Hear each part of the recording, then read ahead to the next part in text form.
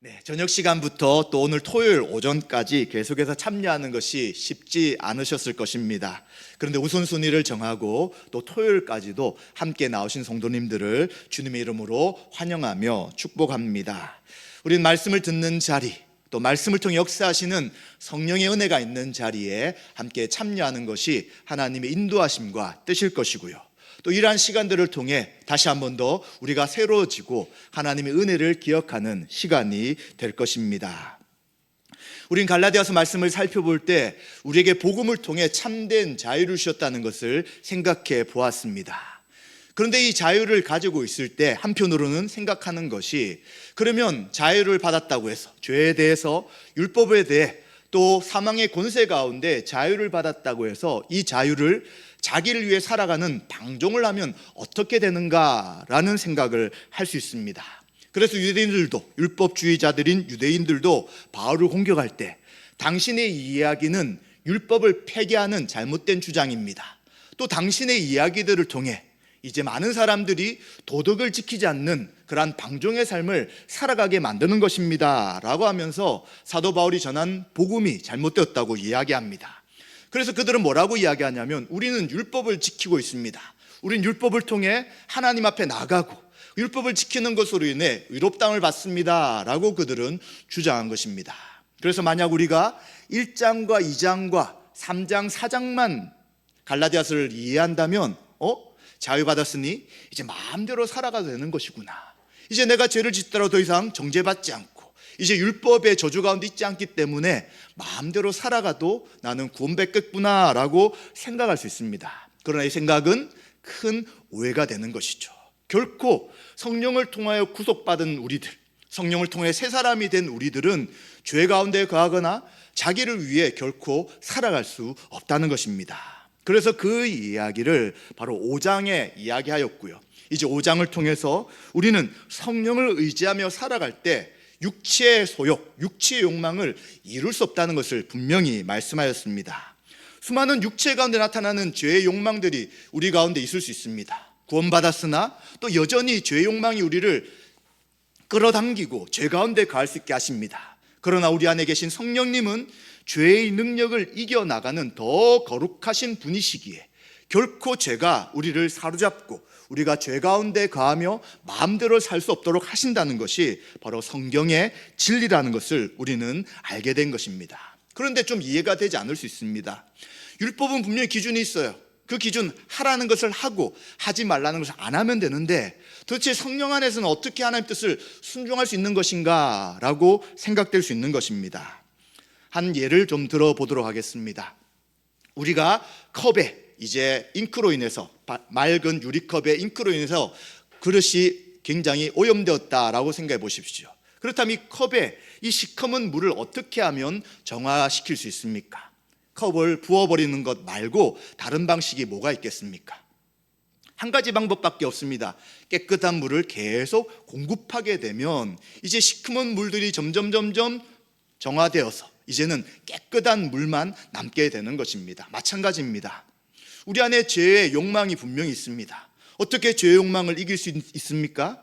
바로 성령님께서 우리 가운데 충만하게 역사하실 때, 성령을 통해 날마다 하나님의 은혜 가운데 가할 때 우리는 죄의 욕망이 계속해서 자라나는 것이 아니라 성령의 인도하심으로 죄의 욕망을 억누르고 이제는 하나님이 기뻐하시는 믿음의 삶을 살아갈 수 있는 것입니다. 이것이 바로 성령을 통한 죄를 이기는 하나님의 방법과 방식이라고 말할 수 있는 것입니다.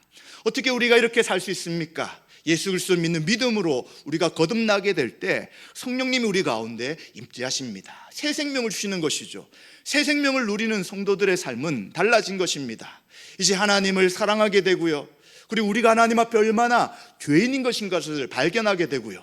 그리고 어떻게 하든지 주님을 기쁘시게 하는 믿음의 삶을 살도록 우리를 이끌어 가시는 것이죠. 그리고 말씀을 들을 때, 또 기도할 때 세례와 성찬을 통해서 그 은혜가 부어질 때마다 다시 하나님 앞에 믿음으로 삶을 살아갈 수 있게 되는 것입니다. 이것이 성도가 누리는 참된 자유고요. 이것이 성도가 누리는 참된 복음으로 살아가는 신앙의 삶이라고 할 수 있습니다. 이러한 신앙의 삶과 대조되는 것이 다른 종교의 삶을 살아가는 사람들입니다. 여러분 한번 불교를 생각해 보십시오. 불교를 믿는 사람들이 얼마나 열심입니까? 우리보다 더 열심입니다.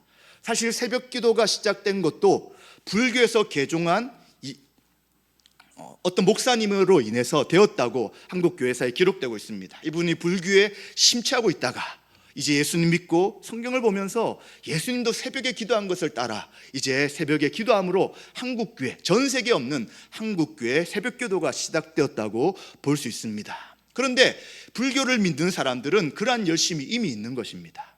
항상 깨끗하게 신에게 나아가려고 하고요, 그리고 자신의 모든 것을 바쳐서 신에게 나가려고 합니다. 저도 예수 믿기 전에 부모님이 불교에 있었기 때문에 불교에서 이야기하는 그 절기가 될 때마다 절에 찾아갑니다.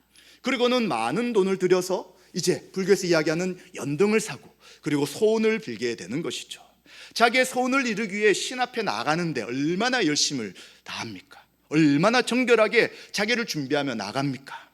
그런데 그러한 열심으로 나아가지만 그들의 목적은 무엇이냐면 신을 통해서 자신의 소원을 이루기 위함입니다. 실제 그 신이 살아있는지 없는지가 중요한 것이 아니라 자신들이 구하는 것을 이루고 그것을 위해서 내가 최선의 노력을 다해 그것이 이루어진다면 그것으로 만족하는 것이 불교나 타종교의 모습인 것이죠. 그러나 반대로 그들의 열심으로 모든 것을 구했어요. 자식을 달라, 자녀가 잘 되게 달라, 사업이 잘 되게 달라, 열심히 간구했는데 이루어지지 않으면 어떻습니까? 신이 없구나. 혹시 신이 있을지라도 그 신과 나는 아무 상관이 없구나 라고 헌시짝처럼 버려버리는 것이죠. 이것이 자기의 의를 이루는 사람들의 모습이며 다른 나머지 모든 종교들이 추구하는 그러한 신앙의 형태인 것입니다. 그런데 기독교는 다른 것이죠. 기독교는 종교에 포함되지만 종교라고 할 수 없습니다. 왜냐하면 생명의 역사이기 때문이죠. 죽었던 자, 하나님을 찾지 않는 자, 하나님의 진노 가운데 있던 자들이 생명을 얻어서 이제 그 마음이 변화됨을 통하여 하나님을 섬겨 나가는 것입니다. 그래서 유대인들은 생명의 역사가 바로 하나님의 말씀 가운데 또 하나님이 보내신 메시아 그리스도를 통해 이루어진다는 것들을 이해하지 못하고 율법의 조항들을 지켜나가면서 하나님 앞에 의롭게 되려고 한 것입니다. 그래서 예수님 믿지만 부족하다고 생각하는 거예요. 율법도 지켜야 되고 할례도 받아야지만 그 구원이 완성된다고 잘못 이해한 것이죠. 그래서 그들은 율법주의자로 살아가는 것입니다. 은혜를 모르는 것이죠. 나의 열심, 나의 최선이 하나님을 기쁘시게 한다고 생각합니다. 그러나 그리스도를 통해 주신 것은 무엇입니까? 우리가 더 이상 할 것이 없다는 것입니다. 죄에서 벗어나는 길도 이룰 수 없고 하나님 앞에 스스로 갈 수 있는 것도 우리가 스스로 할 수 없다고 말씀합니다. 하나님께서 죄인인 우리들에게 은혜를 베푸셔서 율법의 저주를 대신 받게 하시고요, 그리고 율법의 저주 가운데 이제는 우리의 모든 죄를 용서하시고요, 그리스도가 이루신 그 완전한 의를 우리에게 전가시킴을 통해 이제 우리는 거듭난 자로 생명 얻은 자로 하나님을 섬기도록 바꿔주셨다라고 말씀하는 것이죠. 그래서 이제 우리는 거룩한 삶을 살아갈 수 있는 것입니다. 만약 우리 스스로 거룩한 삶을 살겠다, 우리 스스로 모든 율법을 다 이루겠다 생각해 보십시오. 어느 정도는 되죠. 의지가 있는 사람은 충분히 그러한 말씀을 지켜나갈 수 있습니다. 정말 하나님 위해 살겠다는 다짐과 결심이 있는 사람들은 할 수 있습니다. 그런데 언제 무너집니까? 자신이 이룰 수 없는 한계를 만날 때, 그리고 마음속에 아직도 죄가 있다는 것을 만날 때, 내가 아무리 깨끗하게 하나님을 섬기려고 해도 내 속에 더러움이 남아있다는 것을 발견할 때 우리는 좌절하게 되는 것이죠. 그리고 내가 요구했던 것들이 이루어지지 않는다면 하나님 앞에 갈 수 없는구나, 하나님 나를 사랑하지 않는구나 라고 낙담하며 우리의 신앙은 뒤로 물러서고, 그리고 언제 하나님을 섬긴 사람인가 라고 할 정도로 하나님 없이 살아가는 삶을 살고자 이제 신앙을 벗어날 수도 있다는 것입니다. 그래서 복음은 은혜를 이야기하는 것입니다. 죄인을 구원하신 하나님의 은혜를 말씀하시는 것이고요, 그 은혜를 하나님이 행하신 것을 믿음으로 받아들여라 라고 말하는 것이 바로 복음의 진리인 것이죠. 그리스도를 믿는 믿음으로 우리가 변화될 때 그 다음에 우리는 거룩한 삶을 살아가는 것입니다. 이 거룩한 삶은 자동적이지는 않지만 필연적이기 때문에 우리 안에 계신 성령의 능력으로 하나님을 위하여 살아가고 죄를 멈추며 그리고 자기 자신 위해 살았던 그 삶을 회개하고 다른 사람을 위해 살아가는 믿음의 삶을 살아갈 수밖에 없다는 것입니다. 이것이 바로 복음의 은혜로 믿음의 삶을 살아가는 성도의 삶이라고 말씀해 주는 것입니다. 그리고 사도 바울은 계속해서 이어서 이제 성도가 거룩한 삶을 살아가는 것이 어떠한 것인가, 특별히 교회 안에서 거룩한 삶을 살아가는 삶이 무엇인가를 6장에 말씀해 주고 있습니다. 먼저 6장 1절부터 5절에 보시면 성령으로 살아가는 자, 성령으로 충만한 삶을 살아가는 사람들은 서로의 짐을 질 뿐만 아니라 자기의 짐을 지며 살아간다라고 말씀합니다. 서로를 돌아보는 것이 무엇입니까? 그리스도의 법을 성취하는 것입니다. 그리스도가 서로 사랑하라 라고 말씀하시고 자신을 주신 것처럼 이제 우리가 다른 사람을 위해 자신의 목숨을 내어주더라도 아깝지 않는 그런 삶을 살아가는 것이 그리스도의 법을 이루는 것입니다. 이때 서로를 돌아본다고 할 때 가장 핵심적인 부분은 무슨 범죄한 일이 드러날 때인 것입니다. 바로 갈라디아 교인 가운데 율법주의에 빠져서 거짓 선생들의 잘못된 가르침에 빠져서 율법의 기준으로 다시 돌아가려고 하는 사람들, 예수 그리스도를 떠나고 복음을 떠나 다시 율법주의로 가려고 하는 그들 가운데 이제 어떤 죄가 드러난다면 어떻게 해야 합니까? 서로 정죄하고 갈라지는 것이 바로 율법의 기준을 가지고 살아가려는 모습입니다. 율법의 기준은 자신이 그 기준을 지킨다고 할 때 다른 사람을 정죄하는 것입니다. 그리고 그 기준을 이루려고 할 때, 그리고 다른 사람들이 왜 저렇게 살 수 없느냐라고 판단하며 비판하는 그러한 자세를 가질 수밖에 없기 때문입니다. 그래서 그러한 율법주의 입장에 있는 사람들은 죄를 범할 때 그 죄를 자기에게 적용시키지 못하고 다른 사람을 정죄하고 질책하고 그리고 어떻게 저런 식으로 신앙생활하느냐라는 판단자 입장에 서게 되는 것이죠. 그런데 성령 충만한 사람들은 바로 온유한 심령으로 그러한 자를 바로 잡는 것입니다. 예수 그리스도 가진 긍휼한 마음으로 그러한 자를 바로잡아 나가고요, 그리고 자신을 살피는 것입니다. 나도 저러한 죄를 지을 수 있는 가능성이 있는데 나도 저러한 죄를 혹시 짓고 있는 것이 아닌가라고 자신을 살피는 것이죠. 그리고 시험을 받을까 두려워하는 것입니다. 그리고는 그 죄를 짓는 자를 찾아가고 그리고 권면하고 다시 도로도록 하는 것이 바로 서로의 짐을 지며 그리스도의 법을 성취하는 것입니다. 그러나 이러한 말씀은 개인에게도 적용되는 것이죠. 서로의 짐을 지라고 해서 이제 나는 아무것도 하지 않고 다른 사람이 나의 모든 짐을 지어주면 되겠지라고 할 수 없는 것입니다. 바로 서로 사랑하라는 이 종로에 대한 삶은 이제는 자기 자신의 짐을 지는 것을 포함하는 것입니다.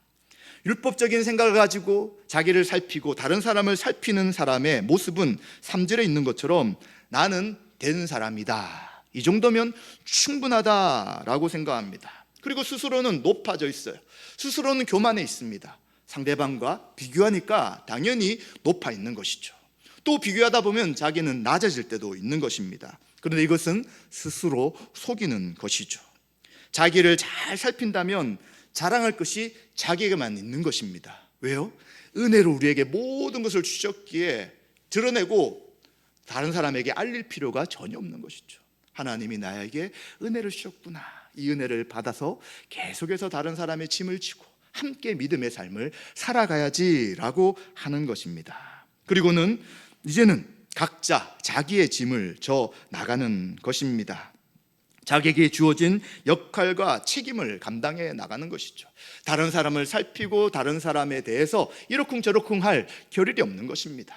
내가 해야 될 사명, 내가 해야 될 일들, 또 나를 통하여 섬길 일들을 섬겨 나가게 되면 이것이 자기의 짐을 지는 것이고 자신을 살피는 것입니다.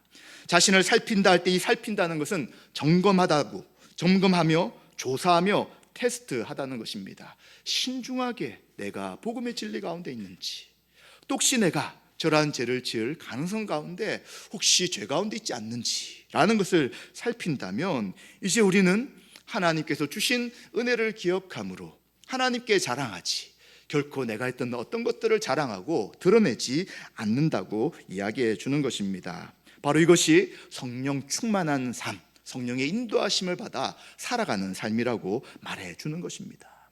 그런데 한번 유대인들의 모습을 생각해 보십시오. 율법의 기준을 가지고 있으니 자꾸 정죄하는 것입니다. 왜 예수님의 제자들은 안식일에 이삭을 벼면서 일을 합니까? 왜 예수님 안식일에 병든 자를 고치십니까? 라고 이야기하면서 계속해서 예수님의 행동을 율법의 기준으로 정죄합니다. 그런데 예수님 왜 그렇게 하십니까? 예수님 안식일의 주인이시기에 안식일은 우리 인간에게 참된 평강과 만족과 부요함을 주신 날입니다. 그런데 그 안식일에 그 부요함과 평강과 회복이 아니라 배고픔 가운데 있는 것은 하나님이 원치 않는 것입니다. 예수님이 안식일에 주인으로 오셨는데 그 안식일에 배고픔으로 있는 것은 온전한 것이 아닌 것이죠. 그래서 예수님은 안식일에 벼이삭을 베어 먹는 제자들을 책망하신 것이 아니라 도리어 안식일에 주님이 이루실 일이라고 말씀해 주는 것이죠. 그리고 안식일에 왜 병을 고치십니까? 유대 율법에는 죽을 일이 아니면 사람들을 고치지 말라고 이야기합니다. 그런데 또 이상하게도 그들의 장로 유전에는 만약 짐승이 죽을 일에 있으면 그 짐승은 구해줘야 된다고 이야기합니다. 이건 되고 저건 안 되는 것이 무슨 이야기입니까? 안식일은 하나님께서 모든 인간들에게 세상을 창조하신 다음에 그 하나님의 창조의 모든 것을 누리도록 하신 것이 안식의 참 의미인 것입니다. 그런데 안식일에 말씀을 듣고 있는데도 불구하고 회복되지 못하는 그러한 병 걸린 사람이 있을 때, 귀신 들린 자가 있을 때 당연히 예수님은 그를 고쳐주시고 회복해 하시는 것이죠. 그런데도 유대인들은 자기들의 기준을 가지고 왜 예수님은 하지 않아야 될 일을 합니까? 라고 지적하고 정죄하는 것입니다. 이처럼 율법은 살리는 것이 아니라 죄 안에 가두게 하고 그 죄로 인해서 메시아 구원자를 찾게 되는 것인데, 율법주의를 쫓아가는 사람들은 자꾸 그 율법을 사람들에게 대입시키고 또 자기에게는 그 기준을 굉장히 낮추는 것이죠. 에이, 이거는 안 해도 괜찮지, 이 정도에 하나님이 봐주시겠지라고 하지만 상대방에게는 철저하게 그 기준을 가지고 정죄하고 지적하기 때문에 결코 율법주의적 방식으로는 그리스도의 법, 서로 사랑하라는 것을 이룰 수 없다는 것을 이야기해 주는 것입니다. 그리고 또한 사도 바울은 6절부터 10절까지 이제 성령을 통하여 살아가는 자, 성령 충만한 자는 하나님의 말씀이 얼마나 중요한지를 알고 그 말씀을 사모한 자라는 것을 이야기해 주는 것입니다. 어떤 이야기를 하고 있냐면, 가르침을 받는 자는 말씀을 가르친 자와 모든 좋은 것을 함께하라 라고 말씀하고 있습니다. 이 말씀의 본래적인 의미는 말씀을 가르친 자들, 그 당시 말씀을 가르친 자들은 이제 순회 전도할 때가 참 많았고요. 그리고 또 복음을 전함으로 인하여 그 생업들을 감당하기가 굉장히 어려웠습니다. 그래서 이들에게 재정적인 필요를 통하여 말씀 사역을 잘할 수 있도록 돕는 것이 당연하다라고 이야기합니다. 그런데 이것은 더 중요한 것은 그 마음의 자세인 것입니다. 말씀을 가르치고 말씀을 전하는 그 사역에 대해 소중하고 귀하게 생각한다면 좋은 것을 함께 나눌 수 있는 것입니다. 바로 좋은 것을 함께 한다는 것은 말씀의 권위를 인정하는 것이고요, 말씀을 전하는 자가 바로 하나님의 말씀을 전한다는 것을 받아들이는 것입니다. 그리고 이 말씀의 진리를 통해 우리가 은혜 가운데 거한다는 것을 받아들일 때 말씀을 가르친 자와 모든 좋은 것을 할 수 있다는 것입니다. 그렇기 때문에 이어지는 7절과 8절에 심는 대로 거둔다는 말씀을 하는 것입니다. 육체를 위해 심는 자는 당연히 육체의 것을 거두게 되는 것입니다. 율법 아래 종노릇하며 죄와 저주 아래 있는 때와 마찬가지로 육체를 계속 행하게 되는 것이죠. 바로 믿지 않을 때 모습인 것입니다. 그런데 그의 결과가 무엇입니까? 결국 썩어질 것을 거두며 사망 가운데 갈 수밖에 없는 것입니다. 그런데 성령을 위하여 심는 자들은 거룩한 생명을 통하여 하나님을 기쁘시게 하는 일들을 살아가게 되는 것이죠. 바로 그러한 삶의 자세를 가진 사람들이 말씀을 사모하는 것입니다. 말씀은 생명인 것을 아는 것이고요, 그 말씀을 전하는 자를 생각하고 함께 좋은 것을 하게 되는 것이고요, 이 말씀이 우리를 살리는 것임을 인정하고 그 말씀의 권위와 진리 앞에 엎드리는 삶을 살아가게 되는 것이죠. 그러니 결국 무엇을 얻게 되겠습니까? 영생을 얻는 것입니다. 그래서 심는 대로 거둔다고 이야기하는 것이죠. 우리가 한번 생각해 보십시오.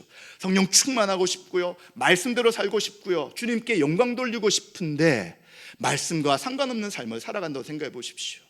말씀을 듣기를 원하지 않고요, 말씀을 듣되 그 말씀을 가지고 기도하지 않고 그 말씀에 순종하려는 마음의 자세가 우리에게 없다면 우리는 결국 성령을 쫓아 살아가는 삶이 아니라 바로 육체의 일을 위해 육체를 심고 살아가는 삶이 된다는 것이죠. 왜 이런 이야기를 합니까? 성령 충만한 삶은 당연히 그 말씀의 권위 앞에 말씀을 사모하며 살아간다는 것을 이야기합니다. 믿기 전에는 말씀이 어려워요. 잘 이해도 안 됩니다. 예배 시간이 지루하고 힘듭니다. 또 누가 성경을 봐라, 기도해라 라고 이야기할 때도 이해가 잘 되지 않죠. 그런데 예수님 믿으면 어떤 변화가 생깁니까? 하나님의 말씀을 사모하는 것이죠. 그 말씀을 듣고자 애쓰는 것입니다. 어떻게 하든지 그 시간에 나아가 하나님의 은혜를 경험하고자 합니다. 그리고 그 말씀을 들을 때 흘러버리는 것이 아니라 그 말씀을 진지하게 받아들이고 그 말씀을 붙잡고 기도하며 하나님의 인도하심 가운데 이 말씀대로 살 수 있도록 저를 붙잡아 주십시오 라고 하며 자신을 살피고 하나님 앞에 나아가는 사람들이 바로 성령의 생명을 얻은 자, 구원받은 자의 모습인 것이죠. 그래서 바울은 너무나도 당연한 이야기를 하고 있는 것입니다. 그래서 우리가 다시 한 번 더 우리의 신앙을 돌아봐야 합니다. 이미 우리 가운데 예수 그리스도를 믿고 성령 충만한데도 불구하고 만약 말씀에 대한 사모한 마음이 없든지, 말씀을 들려고 할 때 그 말씀이 잘 들리지 않는다든지, 아니면 그 말씀을 붙잡고 믿음으로 살기보다는 그냥 말씀은 말씀이고 내가 살아가는 것은 살아가는 것이다 라고 한다면 우리의 신앙의 핵심, 그 말씀의 중요성이 무엇인지를 우리가 잘 이해해야 되는 것입니다. 그래서 혹시 우리가 구원받았음에도 불구하고 성령의 역사하심으로 말씀을 사모해야 되는데 그것이 아니라 죄나 또 다른 것이 우리를 다 가득 채워버려서 정말 성령께서 원하시는 그 일들을 하지 못하게 방해하고 있다면 우리는 회개해야 되는 것이죠. 주님, 나의 이 답답한 마음, 하나님 말씀을 들어도 잘 이해가 되지 않는 마음, 하나님 말씀을 사모하지 않고 세상의 기준과 세상이 원하는 것에 바빠 살아가는 이 마음을 주님 용서하여 주시고 다시 내 심령 가운데 말씀을 사모할 수 있도록 은혜를 베풀어 주십시오 라고 은혜를 구할 때 이제 우리는 그 말씀이 들려지는 자리가 은혜의 자리며 하나님의 복이 임하는 자리이며 그 하나님께서 얼마나 귀한 것을 우리에게 주신지를 알게 되는 자리라는 것을 우리는 생각하게 되는 것이죠. 그래서 초창기에 말씀 사경회가 우리 한국교회 전통에 있었습니다. 그때는 교회가 많지 않았기에 사경회를 합니다 라고 하면 평양교회에서 모이면 수많은 곳에서 강릉이든 먼 데서 며칠을 걸려가지고 보찜을 지고 그 안에 성경과 또 먹을 양식을 가지고 며칠을 걸려 와서 예배를 드리고 또 돌아가는 것이 한국교회의 전통이었습니다. 정말 말씀을 사랑하는 것이 바로 우리의 선조들의 믿음의 삶이었던 것이죠. 그렇기 때문에 우상을 거부하고 끝까지 믿음을 지킨 믿음의 삶을 살았던 것입니다. 따라서 성령에 속한 사람은 바로 성령을 통하여 영생을 얻는 것이고요, 육체의 욕망을 따라 육체의 것을 심지 않는 것임을 분명히 기억해야 합니다. 그런데 이렇게 성령을 쫓아 살아갈 때 항상 쉬면 참 좋습니다. 늘 기쁘고 감사하고 기도할 때마다 응답받고 문제들이 해결되고 그리고 사람을 도울 때마다 그들이 힘을 얻어서 다시 믿음의 삶을 살아가면 참 좋습니다. 감동도 항상 성령 충만해서 기쁨이 충만하면 좋습니다. 그런데 그렇지 않다는 거예요. 항상 우리가 성령 충만해서 항상 기뻐서 하하하 웃으면서 늘 살아가면 어떻게 될까요? 사람들이 야, 저 사람 뭔가 좀 이상하다 이렇게 생각하잖아요. 감정은 어느 정도 있다가 사그러집니다. 그런데 무엇이 남습니까? 신앙생활 가운데는 감정을 컨트롤할 수 있는 의지와 행동이 남는 것이죠. 이제 우리가 기쁨이 없을지라도 뭔가 늘 감사가 넘치지 않을지라도 우리는 이미 구원받은 자이기에 우리의 신앙생활 가운데 해왔던 삶을 그대로 살아가는 의지적 신앙을 하게 되는 것이죠. 어쩔 때는 주일에 교회 오기 힘들 때가 있습니다. 또 어쩔 때는 기도하기가 어려울 때가 있습니다. 어쩔 때는 말씀을 읽어도 잘 이해가 안 되고 너무너무 뭔가 무거운 짐이 있을 때가 있습니다. 그럴 때라도 우리는 성령의 인도하심 가운데 우리가 해야 될 기본적인 삶, 말씀과 기도와 또 하나님의 뜻을 순종하는 그 삶을 계속 살아가야 되는 것이죠. 그래서 9절 10절에 뭐라고 이야기하냐면 성령을 따라 살아가되 선을 행하지만 낙심하지 마십시오 라고 이야기합니다. 낙심할 일이 너무 많아요. 어쩔 때는 우리가 믿음으로 살아가는데 옆에 지체들은 그렇지 않는 거예요. 너무 외롭게 신앙생활할 때가 있는 것입니다. 왜 말씀을 사모하지 않고, 왜 함께 기도하지 않고, 왜 저렇게 서로 하나님의 뜻을 이루지 않을까라고 하면서 낙담하게 되면 우리도 더 이상 그 신앙에 전진을 하지 못할 때가 있다는 것입니다. 또 열심히 수고하고 애쓰지만 다른 사람이 이해하지 못하고 자꾸 지적이나 책망을 받을 때도 있습니다. 왜 그런 쓸데없는 일을 해? 차라리 안 하는 것이 좋지 않느냐라는 이야기를 듣는 것. 선을 행하지만 이 선을 행하는 결과가 항상 좋은 것으로 나타나지 않을 때가 있다는 것이죠. 우리 또한 그동안 가정교회를 하시면서 얼마나 목자 목료로 애쓰고 수고하셨습니까? 그런데 뒤를 돌아보면 어떤 결과가 있습니까? 현재를 볼 때 그분들이 많이 교회를 떠났고요. 또 그때 수고했던 그 모든 수고가 헛된 것이 아닌가라는 생각을 할 때가 있을 수 있습니다. 또 그동안 열심히 할 때, 또 하나님 은혜를 부으셨을 때 참 많은 분들이 함께 모였죠. 교회를 꽉 채웠습니다. 근데 지금 돌아보니 그런 분들이 없는 거예요. 함께 신앙생활했던 동료들이 없는 것입니다. 낙담될 수 있죠. 내가 과연 우리 교회에서 무슨 신앙생활을 한 것이지, 왜 이런 일이 생길 것인지에 대한 그런 어려운 마음이 생길 수 있습니다. 그러나 성경은 때가 되면 이룰 것이다 라고 말씀합니다. 울며 씨를 뿌리러 나가는 자가 기쁨으로 곡식의 단을 거둘 것이라고 말씀하는 것이죠. 그것이 지금은 아닐 수도 있어요. 10년, 20년 뒤에 결과가 나타나지 않을 수도 있습니다. 그러나 분명한 것은 주님이 하시고 그 모든 것을 갚으신다는 것입니다. 공의로운 하나님이 공의로서 그 모든 것을 행하신다는 것이죠. 그렇기 때문에 우리는 인정받지 못하거나 오해가 있거나 또 경제적인 손해와 희생이 있을지라도 선한 일을 감당하는 것을 결코 멈추지 않아야 되는 것입니다. 결코 포기하지 않아야 되는 것입니다. 그런데 이 선을 행할 때 하나의 제한을 바울은 또 두고 있는 것입니다. 선을 행한다면 더욱 믿음의 가정들에게 하십시오라고 이야기해 주는 것이죠. 우리의 거룩한 삶은 혼자 거룩하게 사는 것이 아니에요. 우리의 거룩한 삶은 우리를 불러신 교회 공동체 안에서 거룩한 삶을 살아가는 것이죠. 우리가 여러 가지 힘들고 어려운 사람이 있을 때 바로 지체들 안에서 먼저 그들을 돕고 섬겨야 되는 것입니다. 구제하고 섬길 일들이 참 많이 있습니다. 그러나 1차적으로는 우리 안에 있는 교회 공동체 지체들에게 나누고요. 그리고 이제 그것이 충분하면 또 주변의 사람들로 계속해서 흘러보내게 하는 것이 바로 하나님의 뜻이라고 이야기하는 것입니다. 왜냐하면 우리를 한 몸으로 불러주셨기 때문에 우리 교회 공동체는 계속해서 믿음의 삶을 함께 살아가는 신앙 공동체이기 때문에 우리가 서로의 필요를 돕고 그리고 서로를 세우며 살아가는 것이 바로 주님이 기뻐하시는 뜻이라고 이야기를 하고 있습니다. 사도 바울은 이처럼 이제 복음의 진리를 아는 자, 성령의 뜻 가운데 살아가는 자들은 자기를 위해 마음대로 살아가는 존재가 아니라 바로 그리스도의 법인 사랑으로서 서로 종노릇하며 살아가는 삶입니다. 바로 옆에 있는 지체들을 사랑하며 섬기는 삶입니다 라는 것들을 이야기하며 이제 갈라디아 전체의 마무리를 하고 있습니다.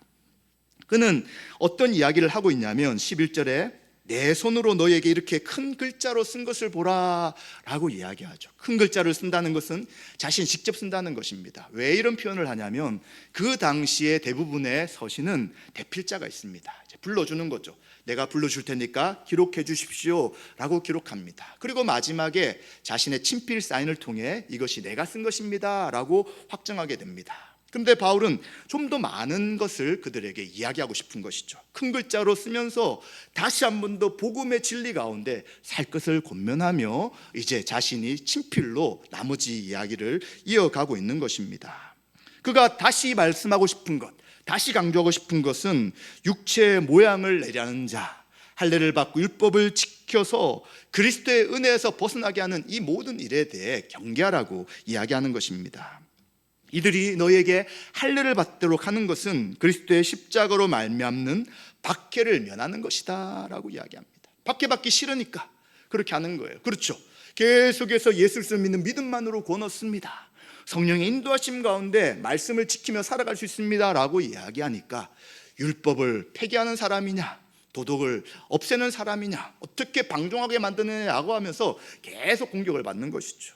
그래서 이러한 박해를 피하기 위해 예수님 믿는 것 좋습니다.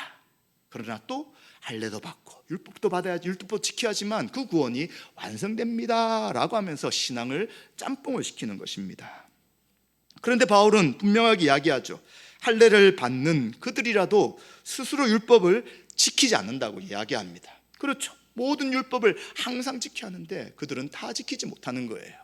그리고 율법은 마음의 동기까지도 드러내기 때문에 어떤 누구도 모든 하나님의 율법을 다 지킬 수 없는 것입니다. 그래서 스스로 속이는 것이죠. 유대인들이 대표적으로 하나님의 말씀을 어긴 것이 무엇입니까? 부모님에게 드릴 것이 있음에도 불구하고 이것은 하나님께 드린 것이니까 못 드립니다 라고 하면서 부모님을 공경하지 않는, 보양하지 않는 모습, 이러한 모습은 대표적으로 율법을 어기는 그들의 모습인 것이죠.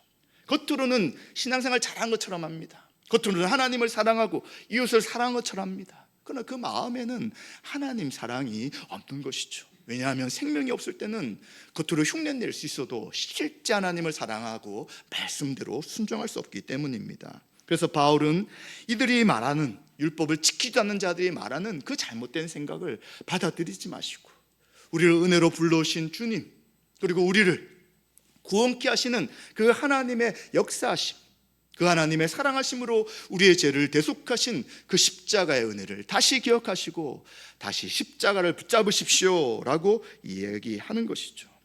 또 이들의 목적은 결국 육체를 자랑하는 것이죠. 내가 이 한 사람을 개종시켰습니다. 바울을 쫓아가는 잘못된 신앙 가운데 있는 저 사람을 내가 개종시켜서 다시 유대인처럼 할례도 받고 율법을 지키겠습니다 라고 하며 자기의 공로를 드러내고 자랑하려고 하는 것이 바로 거짓 교사들, 율법주의자들의 본 모습입니다 라고 바울이 이야기해 주는 것입니다. 그리고 사도 바울은 이제 더 이상 다른 것을 나는 자랑하지 않습니다. 그렇죠. 우리가 인생을 살아오면서 얼마나 자랑할 것이 많습니까? 그런데 바울은 그 모든 것을 생각하지 않는 것입니다. 오직 그리스도의 십자가 외에는 다른 것을 자랑하지 않습니다 라고 이야기하는 거예요. 이제 십자가로 인해서 자신은 세상에 대해 못 박히고요, 또 세상도 십자가로 나에 대해 이제 죽었다고 이야기하며 더 이상 세상의 것을 자랑하고자 하는 삶이 아니라 오직 예수님의 십자가만 붙잡고 살아갈 것을 이야기해 주는 것입니다. 십자가를 붙잡고 살아간다는 것은 바로 이 세상이란 옛 존재와 옛 시대가 그리스도와 함께 십자가에서 못 박혀 죽었다는 것입니다. 더 이상 옛 사고방식, 죄에 대한 정죄, 이런 것들이 사도 바울을 더 이상 얽어맬 수 없다는 것입니다. 이름이 그 옛 존재는 다 죽은 것이죠. 지금 무엇만 살았습니까? 그리스도 안에서 새 생명, 하나님께 대한 살은 새 생명만 남았기 때문에 이 새 생명은 그리스도의 십자가의 은혜만 자랑하고 그 십자가의 은혜만 붙잡게 되는 것입니다. 그리고 또한 이제는 세상의 지배에서 벗어났기 때문에 이제 세상은 이 옛 질서, 하나님 없이 살아가는 이 모든 것이 우리에게 소망이 없고 이제는 주님께 영광 돌리며 그 뜻대로 살아가는 것이 되었습니다 라고 이야기를 하고 있습니다. 그리고 자신은 할례나 무할례가 소용없다는 것을 분명히 알고 있으니 오직 새로 지으심을 받은 거룩한 자, 거듭난 그 생명만이 존재합니다 라고 분명히 이야기하는 것입니다. 새 창조된 성도, 구원받은 성도는 더 이상 할례를 받느냐 안 받느냐 이것이 문제가 되지 않는 것입니다. 바로 예수 그리스도를 통한 참된 생명을 얻은 자들은 하나님을 위하여 살아가게 되는 것이고요, 거룩한 자로 살아가게 되는 것이고요, 하나님께 영광 돌리며 이웃을 내 몸같이 사랑할 수 있는 것입니다. 그리고 바울은 이제 나는 예수의 흔적을 가졌다, 더 이상 나를 괴롭게 하지 마십시오 라고 말하는 것입니다. 이 흔적이라는 것은 바로 노예가 그 당시 나의 소유다라고 인정하면서 도장을 찍습니다. 이제 뜨거운 쇠로 불에 달고 사람의 몸에 이제 이 사람은 내 종입니다 라고 하는 것이 그 당시의 모습이었습니다. 마찬가지입니다. 사도 바울도 이제 그리스도를 전하며 믿음의 삶을 살아가는 그 많은 고난으로 인해 내 몸에 흔적이 남아 있습니다. 왜 이 흔적이 남아 있습니까? 이것은 은혜로 나를 구원하셨기에 이제 그 하나님의 은혜로 이 흔적이 있는 것이고 끝까지 주의 복음을 위해 수고하고 애쓴 것입니다 라고 말하는 것이죠. 이제 그리스도의 흔적이 있어서 나는 그리스도의 종입니다. 더 이상 헛된 이야기, 다른 복음으로 인하여 나를 괴롭게 하지 마십시오. 이 진리 가운데 서 있지 않고 또 헛된 이야기에 넘어져서 또 다른 복음을 따르는 일들을 제발 하지 마십시오 라고 바울은 권면하는 것이죠.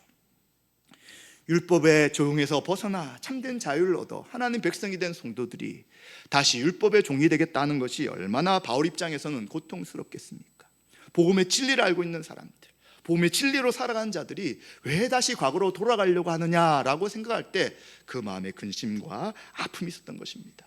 그래서 이제는 그리스도의 흔적을 가진 나의 삶 가운데, 그리고 내가 살아가는 이 모든 믿음의 삶 가운데 여러분들은 나를 괴롭게 하지 마시고 여러분들도 그리스도의 고난의 흔적을 가지고 믿음의 삶을 살아가십시오 라고 이야기해 주는 것입니다. 우리에게는 어떤 그리스도의 흔적이 있으십니까?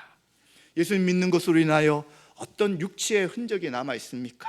또 예수 그리스도를 믿음으로 인하여 우리 가운데 있었던 어떤 고난이 우리에게 있습니까? 이것이 헛된 것, 사라지는 것이 아니라 우리 가운데 주님을 사랑하며 섬겼던 그 믿음의 행적으로 그대로 남아있는 것이고요, 하나님께서는 그것을 기억하시고 공의롭게 살피시며 판단하시며 다 갚아주십니다.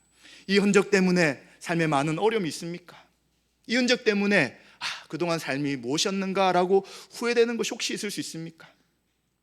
이 흔적이 도리어 우리에게 자랑이 아니라 불평거리가 될 수 있습니까? 그러나 성경은 이 흔적은 자랑할 것이라고 이야기합니다.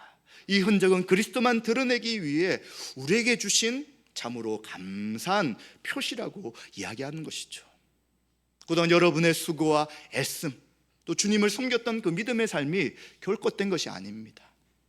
당장 열매가 나타나지 않고 또 당장 이것으로 인한 어려움과 힘듦이 우리를 계속 짓누를지라도 주님께서는 이 그리스도의 고난의 흔적을 기뻐하시고 계속해서 그리스도의 고난의 흔적을 가지며 살아가기를 원하시는 것이죠. 이러한 우리들에게 하나님의 은혜와 평강이 있기를 원하며 사도 바울은 그러한 삶을 살아가는 성도들에게 그리스도의 은혜가 있기를 기원하며 모든 서신을 마무리하고 있습니다. 우리는 4일 동안 거쳐서 복음안의 참자유가 무엇인지를 갈라디아서를 통하여 살펴보았습니다. 아마 전체를 쭉 봤기 때문에 또 이제 4일 만에 마무리했기 때문에 좀 어떤 부분은 놓치거나 이해가 안 되는 부분이 있을 수 있습니다. 다시 성령의 도우심을 구하며 갈라디아서를 차근차근 읽어보시고요, 또 이제 이 영상들이 녹화되어서 우리 교회 유튜브에 저장이 되어 있습니다. 다시 살피시며 우리가 예수 그리스도를 믿는 믿음으로 의롭게 된 하나님 백성인 것을 기억하시기 바랍니다. 율법 행위가 아니라 하나님의 은혜로 구원받았다는 것을, 그리고 더 이상 죄의 진노와 정죄가 없다는 것을 기억하시기 바랍니다. 또 우리는 율법의 저주에서 벗어나 참된 자유를 누리게 됩니다. 율법의 조항을 지켜나가는 방식이 아니라 이제 새 사람이 된 우리들은 그리스도가 말씀하신 사랑의 법, 서로 사랑하라는 그 법을 지킴을 통해 모든 율법을 이룰 수 있는 것입니다. 억지로가 아니라 거듭난 생명 가운데 말씀을 지킬 수 있도록 우리에게 능력을 주셨다는 것도 기억해야 될 것입니다. 또한 율법의 집에서 벗어난 우리들은 자기를 위해 살아갈 수 없습니다. 육체의 일 가운데 죄를 범하며 계속해서 살아갈 수 없습니다. 우리 안에 거룩한 성령님이 죄를 더 이상 짓지 못하게 인도하시고요, 그리고 자기를 위해 살아가지 못하도록 계속해서 우리 가운데 역사하신다면 이제 우리는 그 인도하심에 순종해서 서로 다른 사람을 사랑하며 그들의 짐을 지며 믿음의 삶을 살아가야 될 것입니다. 이것이 바로 교회로 살아가는 삶이며 성령의 충만한 자가 하나님을 기쁘시게 하며 하나님의 법을 지켜나가는 방식입니다. 그런데 여러분, 다시 한 번 더 기억하십시오. 이게 결코 쉽지 않습니다. 날마다 우리 가운데 싸움이 있습니다. 죄를 짓지 않고 죄를 이기기 위한 싸움이 있는 것이고요, 나를 위해 살지 않고 지체를 위해 살고자 하는 싸움이 있는 것이고요, 우리 가운데 십자가의 고난이 있을 때 그것을 피하지 않고 계속 그 길을 걸어갈 수 있는 싸움이 있는 것입니다. 이 싸움은 우리의 힘으로 이길 수 있는 것이 아니라 우리 안에 계신 성령님을 의지하고 또 우리 가운데 은혜를 베풀어 주신 예수 그리스도의 은혜를 통해서 이루어지는 것을 기억해야 될 것입니다. 이 은혜는 말씀을 통해 임합니다. 이 은혜는 세례와 성찬을 통해 임합니다. 이 은혜는 기도를 통해 임하는 것입니다. 자동적으로 되는 것이 아니라 이제 자동적이지 않지만 필연적이지만 그러나 자동적이지 않기에 우리의 신앙적인 의지와 믿음의 행동이 반드시 따라가는 것도 기억해야 될 것입니다. 이러한 은혜가 저와 우리 모든 성도님들에게 함께 하시기를 주님의 이름으로 축원드립니다.